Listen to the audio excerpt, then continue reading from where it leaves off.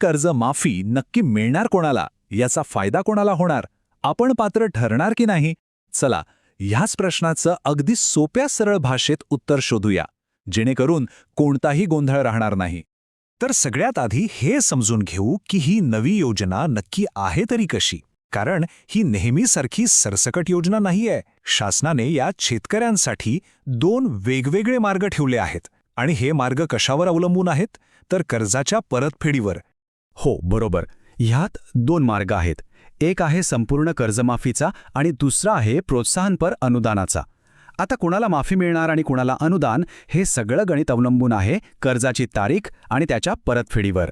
म्हणूनच ह्या तारखा नीट लक्षात ठेवणं फार गरजेचं आहे. ओके, तर मग आता या दोन्ही योजना म्हणजे माफी आणि अनुदान यात नक्की फरक काय आहे आणि पात्रता काय आहे तेच सविस्तरपणे पाहूया. सोपा आहे. शासनाने शेतकऱ्यांचे 2 गट केले आहेत. पहिला गट आहे ज्यांचं कर्ज थकीत आहे, म्हणजे बाकी आहे, त्यांच्यासाठी आहे कर्जमाफी. आणि दुसरा गट आहे त्या शेतकऱ्यांचा ज्यांनी आपलं कर्ज अगदी वेळेवर फेडलं आहे, त्यांच्यासाठी आहे प्रोत्साहनपर अनुदान. आता या संपूर्ण योजनेमधला सगळ्यात महत्त्वाचा शब्द आहे थकीत. सरकार थकीत कोणाला म्हणतंय? तर असं पीक कर्ज जे 30 सप्टेंबर 2024च्या आधी घेतलं गेलं आणि 30 सप्टेंबर 2025 पर्यंत त्याची परतफेड झालेली नाही. या 2 तारखा खूप महत्त्वाच्या आहेत. चला, या टाईमलाईनवर नजर टाकूया, म्हणजे सगळं अगदी स्पष्ट होईल. बघा, कर्जमाफीसाठी पात्र व्हायचं असेल तर 2 अटी पूर्ण व्हायला हव्यात. पहिली अट, कर्ज 30 सप्टेंबर 2024च्या आधी घेतलेलं असलं पाहिजे. आणि दुसरी अट, तेच कर्ज 30 सप्टेंबर 2025 या दिवशी थकीत म्हणजे बाकी असायला हवं. सोपं आहे. बरं, हे झालं थकीत कर्जदारांचं. पण मग मनात प्रश्न येतो की ज्यांनी प्रामाणिकपणे वेळेच्या वेळी कर्ज फेडलं त्यांचं काय? त्यांना काहीच फायदा नाही का?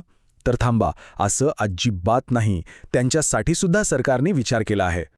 हो, ज्या शेतकऱ्यांनी वेळेवर कर्ज फेडलं आहे त्यांना मिळणार आहे तब्बल 50,000 रुपयांचा प्रोत्साहनपर अनुदान. हा त्यांच्या प्रामाणिकपणाला शासनाने केलेला एक सलामच आहे, असं म्हणायला हरकत नाही. आता या 50,000 रुपयांच्या अनुदानासाठी पात्र कोण? तर ह्यासाठी पण 2 साधे नियम आहेत. पहिला, कर्ज 1 ऑक्टोबर 2024 किंवा त्यानंतर घेतलेलं असावं.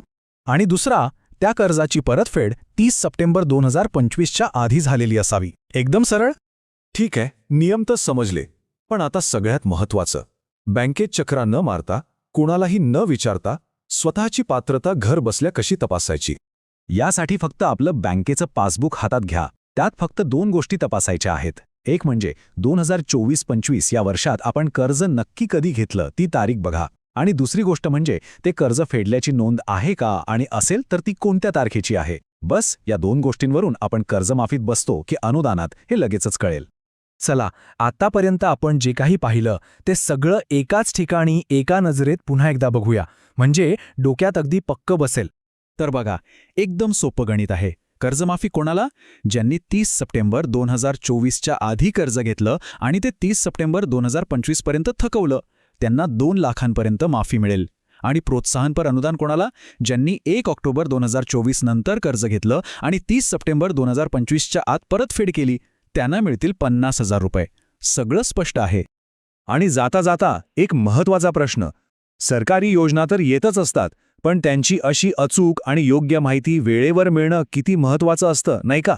कारण शेवटी योग्य माहिती असेल तरच आपला हक्क आणि फायदा आपल्याला मिळू शकतो. विचार नक्की करा. व्हिडिओ माहितीपूर्ण वाटला असेल तर सबस्क्राईब नक्की करा. धन्यवाद.